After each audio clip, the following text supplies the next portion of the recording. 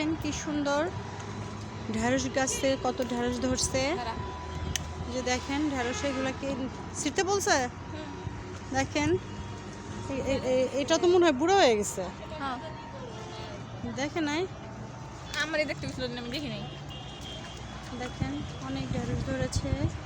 এই যে দেখেন পুঁই শাক, কত পুঁই শাক ধরছে। এই যে পুঁই শাক হয়েছে অনেক, দিকেও ঢেঁড়স আছে। এই যে দেখেন, এবং এই যে দেখেন একটা সজনা গাছ হয়েছে ছাদে। এই যে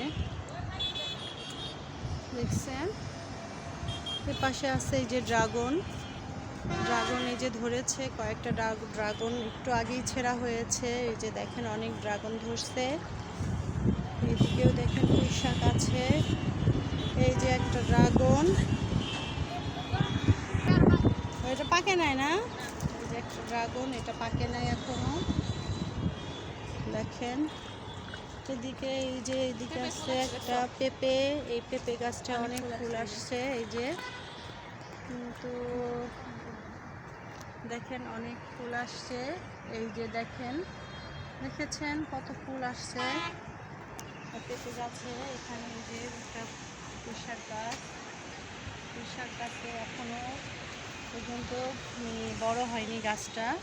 বড় হয়েছিল এটা, এখন আবার নতুন আরেকটা হইতেছে। ও আচ্ছা, এই গাছটা এটা আসলে কি গাছ? দেখেন এমনি আগাছা। সুন্দর একটা আগাছা হলেও গাছটা কিন্তু খুবই সুন্দর। তারপরে এখানে ওই যে দেখেন ঢেঁড়স গাছ আছে। এই যে তারপরে এর পাশেও দেখেন এই যে ঢেঁড়স, কিন্তু এই যে ঢেঁড়সগুলো। হ্যাঁ দেখেন আকাশটা কত সুন্দর।